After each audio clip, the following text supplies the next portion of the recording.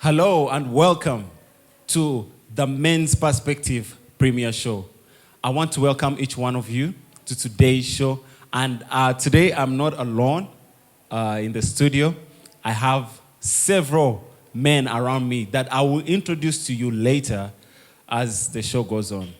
So today we have a very, very interesting topic that we want to address. It's actually, in somewhat I may say, it's the elephant in the room in everyone's life, and that is finances. So keep tuned, and you will be amazed, with the solutions that you could use in your own personal life. Well, today in the studio, I'm glad to introduce to you my own, spiritual father, Reverend Bernard Corantin. Come on, give a mighty hand clap wherever you are for him. And next to him is a mighty man of valor, Brother H. And then next to Brother H is Mr. Norman. And he's also very powerful man. And I'm going to give each one of them an opportunity to say something small to you. Thank you. We'll start with Brother H. To say something small, and then next is going to be Mr. Norman, and then finally our Reverend will say something. Hello everyone. It's a very big opportunity for me to be part of this show.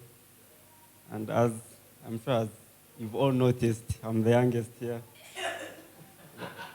The only single, but yet to be part of the club. We can't be sure, but it's okay. Yeah, but I really hope I know two or few things about finances. We've been dating, we've done all these sorts of things, and I know finances really bring up most of the problems in marriages and relationships as well.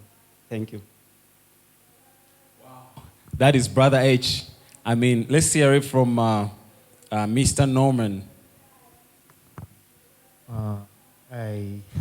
Hello everyone. I take this moment to thank our dear Reverend for giving us this opportunity. We hope that our dear viewers will be able to learn something, whatever we say on the show. We hope that it will be able to inspire you in your lives, to show you something. What we are sharing is basically our experiences and our knowledge in the word, whatever has worked in our lives. I believe it's what we are sharing on the platform. So be blessed as you listen. Always look out for more shows. Thank you. Wow, thank you very much, Mr. Norman. And, finally, our dear Reverend, please. Hello, you are all welcome to this show. And I trust that this show, talking about finance, I don't know anybody that this one won't affect. So I believe that, we have seasoned men of God here who are well equipped to solve and answer some of your questions. And so God bless you and stay tuned. Amen. Wow. Thank you very much, Reverend. Well, ministers and work. So I'm going to ask our dear Reverend, ministers and work. How do you think, like, men in the ministry in general, men, we are talking about, ushers, we are talking about pastors, we are talking about bishops, we are talking about, even the daily, that new person, a new convert, who is a man. So what should be, a mindset of a minister towards, a male, because this is a man's perspective, towards working. Because we in most cases, we have these scenarios where, when someone gets born again, we have this total dependency on God, right? Every day when someone says that, if you're faced with anything, and mostly financial challenges, say that, God will help, God will assist. And in most cases, people don't take necessary steps, to work or get themselves moving towards a point where God will bless them, or a channel through where God will bless them financially. So they sit and wait and hope something will just, come through. I don't know whether I've explained the question enough, or I've made it rather more ambiguous. But I hope, yeah, we understand it. So Reverend is going to help us, give us the right attitude as men towards this concept of work. Thank you. Well, thank you very much, Elvis. And it's interesting that, Elvis should say this, that, as ministers, or if you find yourself in any capacity, serving God in any capacity, you should think about your finance as one of the things that is very vital. We live in a day where a lot of people, they jump a lot of steps, and then people say like, oh, God will provide, without necessarily looking at the means and the sources where God will use to provide a thing to you. So if you are thinking of, entering into a ministry in a certain capacity, I would say one of the first things that you should look out for is that you should look for a career and then develop that career. And in fact, research has shown that those who are very serious in their own careers, they also make good pastors. The Bible says that, we shouldn't think that godliness is great gain. So ministry is not a place where you can use to gain a lot of financial things. But actually, when we entered in the ministry, it was a place where it was so much sacrificial. So everything is done, on the basis of sacrificing your time, your money, your finance for the Lord. And so if you are entering into a ministry, or you intend to be a pastor or whatever it is, first of all, look at your profession. What can I do? Especially at the start of every ministry, it's not very easy. You may have 12 people, you may have 20, 30. These 30 people, 20 people can look after you, and probably when you marry, they cannot. You subject your wife under scrutiny and a lot of pressure. So I would suggest that, first of all, deal with the subject of your own career and keep on serving the Lord faithfully.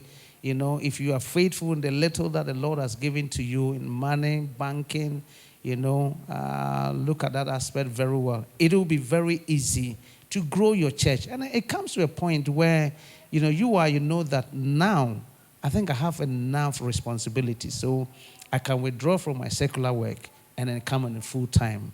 The church is in such a position where it can look after me. And I think that this is a basic and, very, wisdom key that we can apply, in our lives and ministry. I hope I've answered you. Thank you very much, Reverend. And wow, that's really, that's really deep, And I hope, ladies out there, you are getting to understand the viewpoint, of men, the perspective of men concerning all these things. Now, Brother H, his name is Hannington. So that's why you call him Brother H. So Brother H, you are a young minister in church.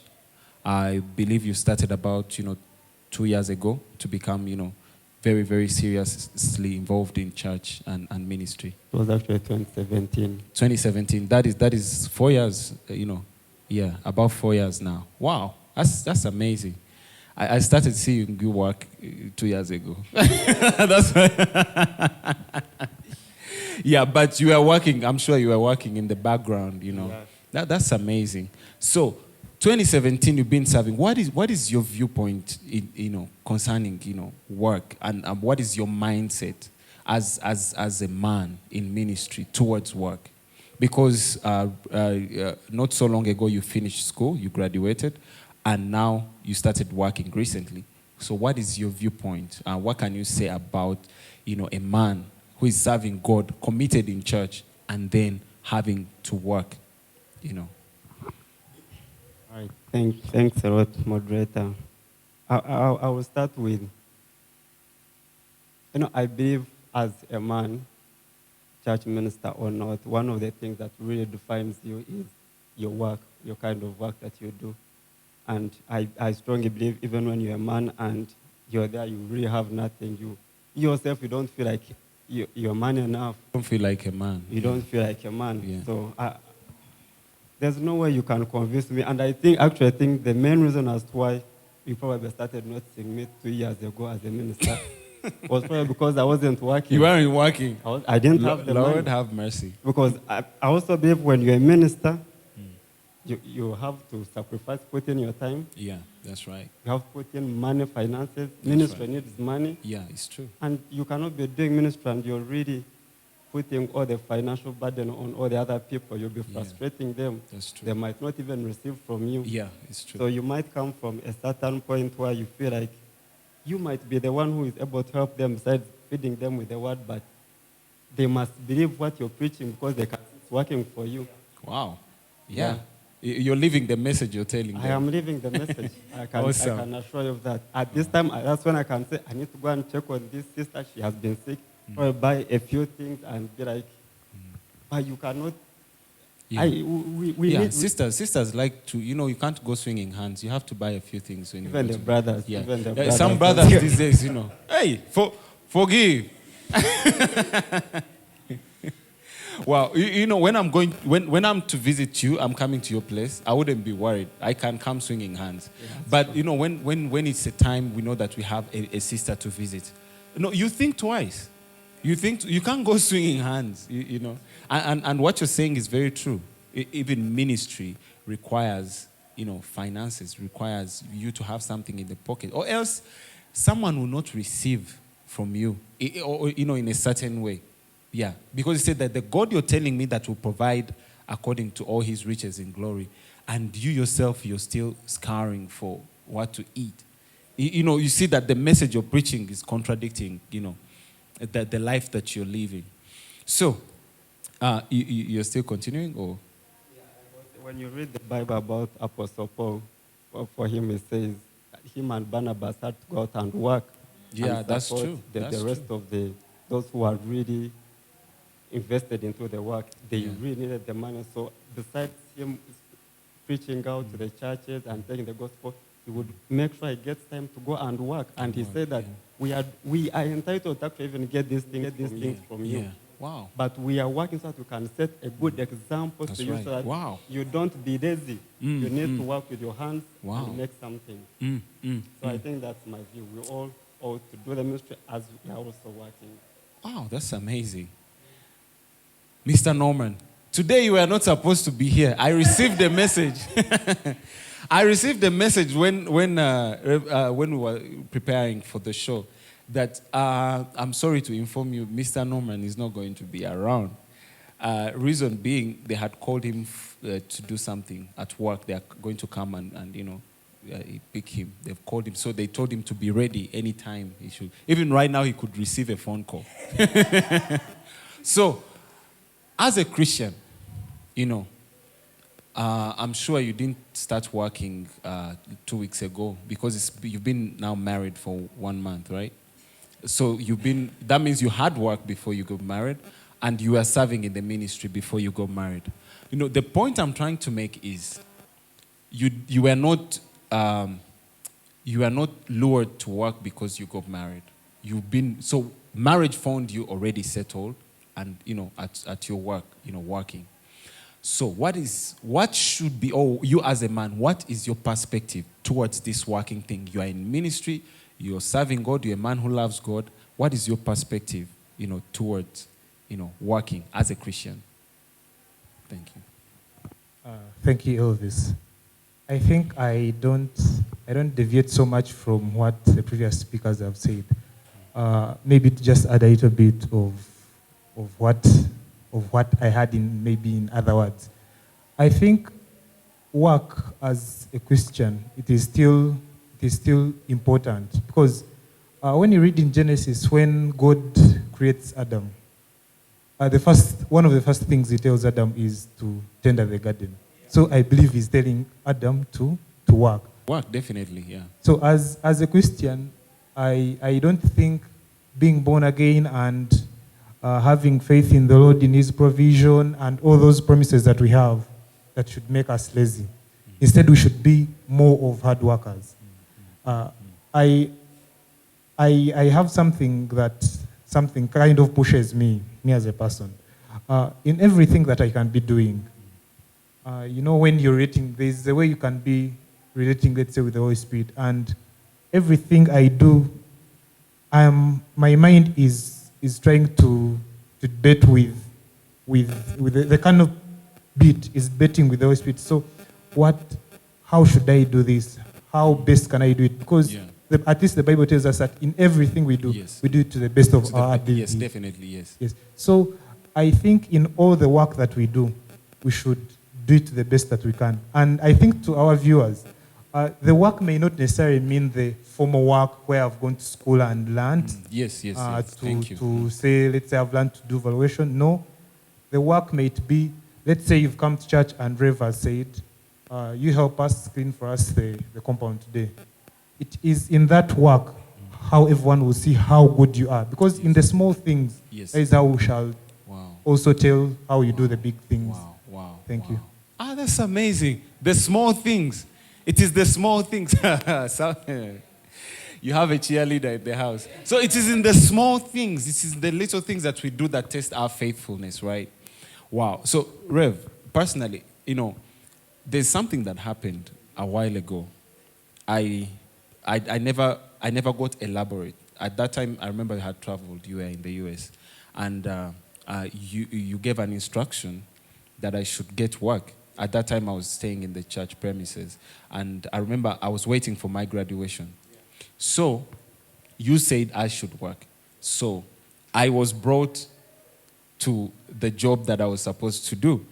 So, in my heart, I felt like, why is Reverend telling me to work when I remember those days, I had a Kitoro basso. I have a basso, and he is going to ask me about, the members that I'm, feeding and I'm preaching to. I have praise and worship, to lead and make sure I teach the songs and I do this and I make sure that I have the sound also, the church sound under me.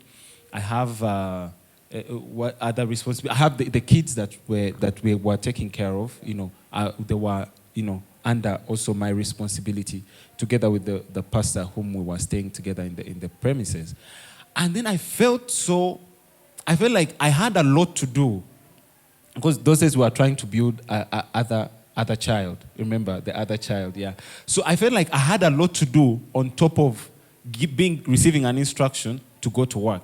And then I have to maybe lead prayer or something, on certain days. So I felt like, why is my pastor telling me that I should go to work? I mean, it's all these things that I was doing. You understand? I was okay. I didn't have to pay rent. Electricity was there and water was there and in the church premises. So I was like, why? Doesn't it feel like I'm sufficient enough in the things that I'm doing? So the mindset I had, I am sure so many people who are viewing us, maybe you could be a minister at a church and you feel the same way. Because Reverend would bring me food and everything. So I didn't feel the need, the urge to work. Work could wait. And then I felt like me going to work will put a lot of pressure on my ministry also, because I love to serve the Lord and I love to be in the house of God. That was it. And that, for me, that was enough. So he tells me to go and work. I go and work 3 days. I come back. I tell them I don't want to go back to work. And I remember my reason was that I am finding it hard to serve God. I said that I come back from work when I'm tired, and by the time because we used to work up to Saturday, midday. So, and at 2, we have to rehearse the praise and worship rehearsal. Sunday, full day at church, and after Sunday, we go and do visitation sometimes we go you come back around 8 p.m. And then Monday, at 7:30, I have to be at work. And this wasn't office work, it was manual work, which required my strength. So, I got to understand it, I think, after a whole year of me working. By 3 days into work, and lo and behold, I come back, I said I don't want to work. So I dodged the 2 days. Then he called, because the news got to him that the man doesn't want to work, you see. And then he called Mommy, I remember you called mommy and told mommy, tell him to go back and do what? To go back and work. You understand? So I got to understand it later because of the obedience and the knowledge that I didn't have the knowledge. I just obeyed grudgingly.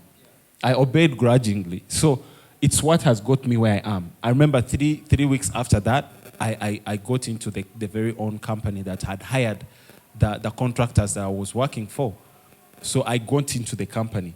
And I think about 6 months, they noticed that I actually was a well-articulated guy, and they got me an office job.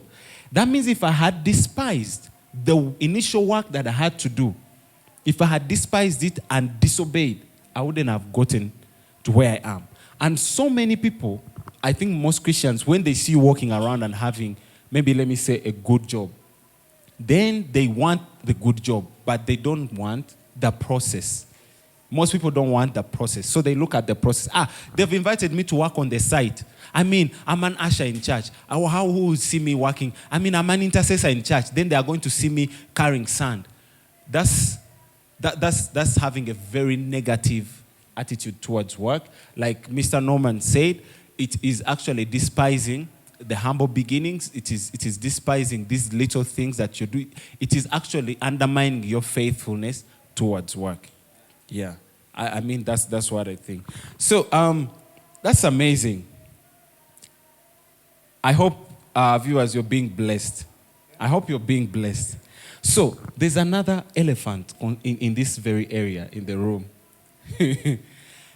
A situation where a woman earns more than a man. Now, in this one, the Bible admonishes the ladies, to submit. Our traditional, society tells us a man is the head of the family, and a man knows that he's the head and is the provider of the family.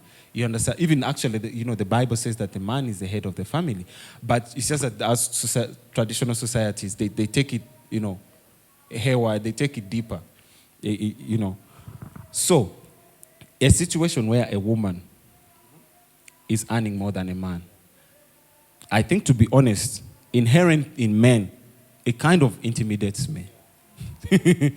Inherent in man, you're like, yo, you understand? It takes a lot of, you have to think twice first before you can actually be comfortable with it. Because you feel like, okay, so what is my purpose here, first of all?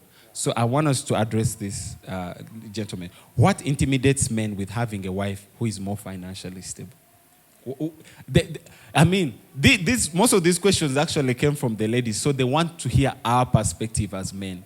So I'm going to start now with our Reverend. I was going to start with Brother H, but then I remembered something.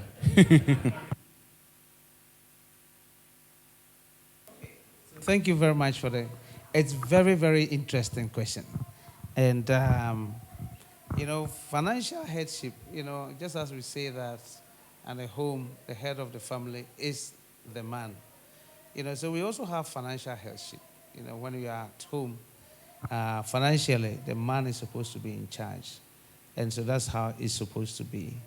And a situation where a lady or the wife earns more than the husband can be a problem.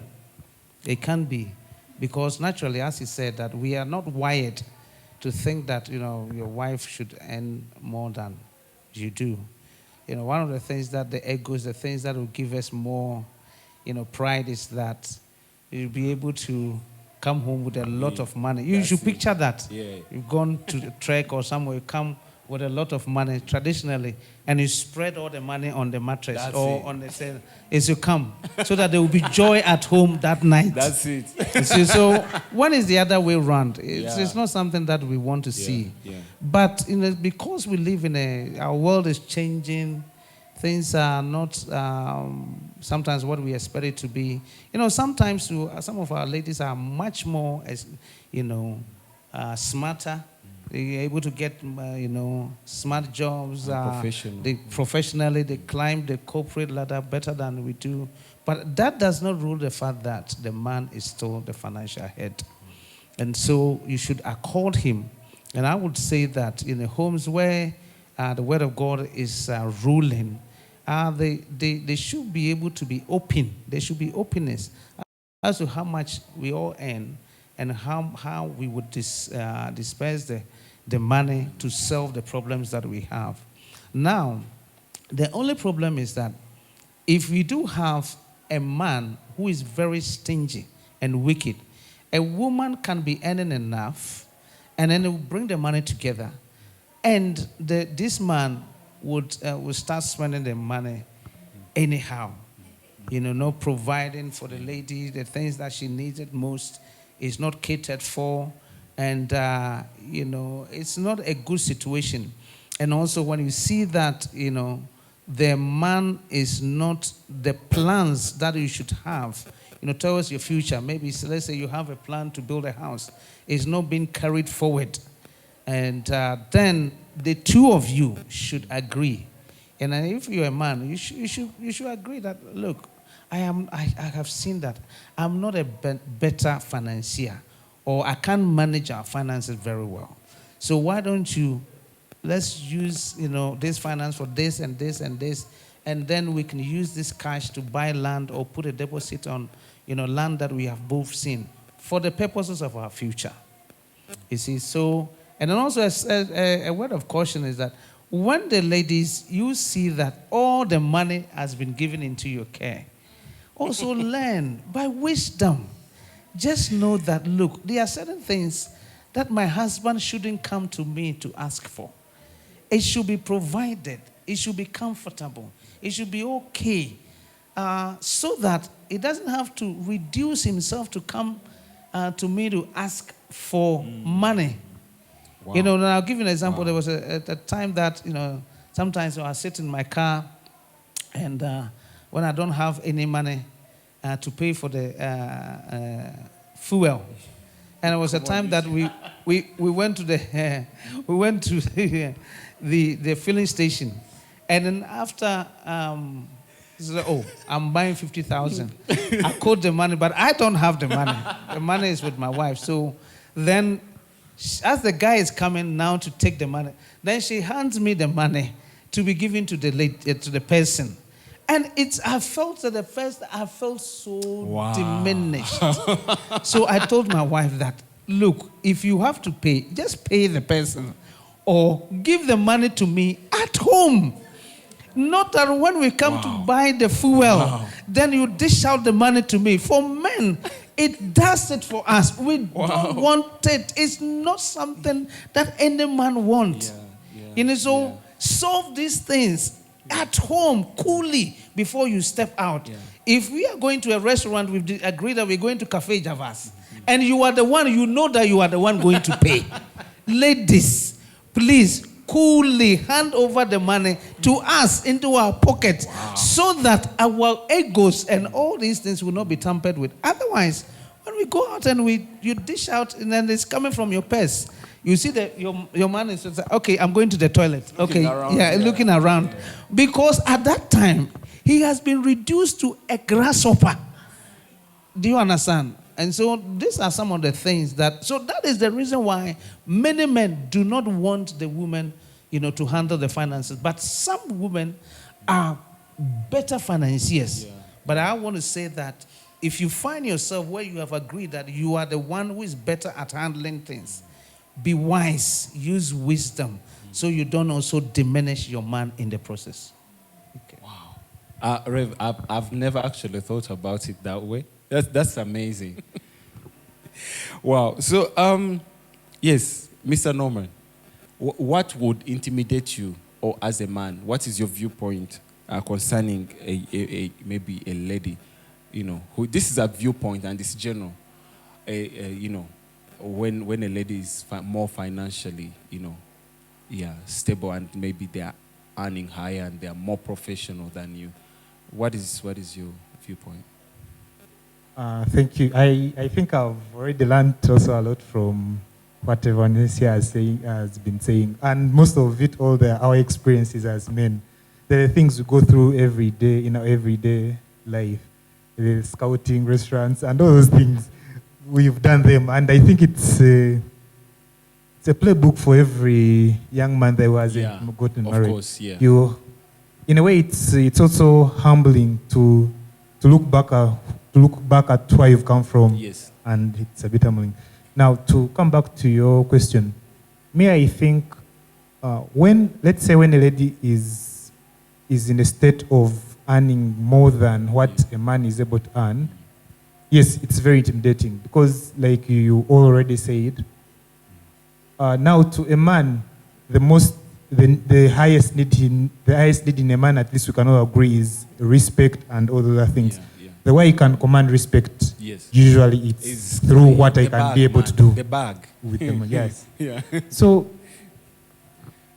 if the lady earns more, I think it is important that she keeps assuring the husband that, yes, I earn more, yes, it's on the bank account, but when it comes to our home, running the home, you run the show. Then the other thing, I think how the ladies should look at it, it's more of God is using you for this time to be the source of provision for the very hour. Because we've all seen you can have $1 billion today, tomorrow you have zero. So with money, money is just like someone says, it's just countable papers. Yeah. So I think to ladies, it takes more of a lady to understand the man that this is how I should keep letting him know that, yes, I earn more, but he is the head of the family. All the decisions, he has the final say. And I don't think that you can have many problems as a family. Yeah. If we keep the Christian values that we learn from the Bible in our homes, I don't think our homes would be able to go for ages and ages. Yeah. Yeah. I was reading a certain I think, script from. They say in the US that most marriages, most divorces, I think, financial reasons attribute to divorces probably more than 60% than any other reason. Oh, wow. People could say maybe immorality, but those don't attribute to. Most of them, financial reasons. We don't agree. You earn more, then we are pulling strings here and there. Yeah. So I think wisdom is important, like Rev said. Yeah, wisdom is of course, important. yeah. Thank Very you. important. Thank you very much. Wow. Brother H. You people are saying that men are intimidated, but me, I want to talk from a personal part. I am really intimidated. I'm intimidated to marry someone who earns more than me. Yeah. Because you look at it, the people that really have power, even when you look at the secular level, there are people with the money. Yes. There was this guy who married a lady. She already had a house. Yeah. So after marrying, they moved into that house. Yeah. It was the ladies. Yeah. They didn't last there 3 months. Forgive. The guy had to say, you know what? Let's go rent a house. We shall rent out this one. Yes. When we get the money, we shall look for something. Yeah. Because there's no way a lady is going to come at 11 and you're questioning her. Ah, wow. Hey. Where are you coming from? Mind you, probably yesterday you came late. You came in late and she didn't question you. Yes. So you what? Yes. Ah, so you can't say anything. Yeah. Like how? So what I'm trying to say is, Reverend Aaron talked about openness. Yes. At a certain level, it sounds like it's not really ideal because as from the start, it might really work. It might really work. I mean, this person is earning this much. You bring your much, you say, so we are paying to this. How much can you save? Yeah. Let's do this. You get it? And I think if I believe, if as a couple can stick to that, it might really work out. Yeah. But in a case where a wife is earning really more, first of all, there's no room for mistakes. Wow. There's no room for mistakes. And there's a lady who once said that, you can be in a relationship and the lady is really empowering you, giving you the money, everything. But in case something happens, starting from the course, they'll know that she has been the breadwinner. Yeah. But can you imagine this guy has done this after I've been doing this? And like when a guy really earns, you won't come and Yeah. say, I was buying, I was doing, bought, yeah, I was because doing it's this," because expected that is of what you. you're supposed Yeah, to it's do. expected of you. Yeah. So everything, it's really intimidating. Yeah. I hear you. If you don't bring it from a Christianity perspective. From yeah. a Christianity Yeah. perspective. Wow. I like what he's saying. And then the other thing is that, as he said, I mean, what if you marry somebody, you may be probably earning the same, and then she gets a better job, and she starts earning something better, higher. You know, in that case, you're already married. And then maybe in the marriage, she maybe got a better position, she's earning much. And so I believe that, as we said, and I like what he said, Christian perspective. Yeah. Yeah. At the end of the day, the head of the house is the man. Yeah. And so if you should give him his due, I think if you give him his due and handle yourself very well, men can be very, very good assets and also good, Yeah. Well, Rev, I also get to think, it comes with what the expectation of society to men is also. Because we are the providers, and everyone, we are protectors and providers. And one way to provide for in this day and age is, finances. Being able to bring in, some bag at home at the end of the day. But, remember also a woman in her capacity, she is supposed to submit. And how many people submit when the bag is full? You see? You'll be tempted to, do or have something your way. You understand? Because, I can do it. In that, imagine a situation, like her bag is full, and you, the man, you can't even know how much is in the bag. You understand? You can't even ask. It is not required of you to even ask and know. That means that this person can actually wake up one day. This is the perspective of man, and this is how we get it. You get. That means they can wake up one day and make a decision, and you can't do anything about it. I think that's what. Yeah. Of course, yeah. This is generally as men. And of course, we also understand, even in the context, as a woman is supposed to, submit, even in the Christian context, most of these things are the ones that have created, tension in the marriage, even in a Christian home. Finances, not being able, also the issue of not being able to declare the finances, wholesomely, sitting at the table and agree on how the expenditure should be. These are the things that bring strain, a lot of strain on relationship.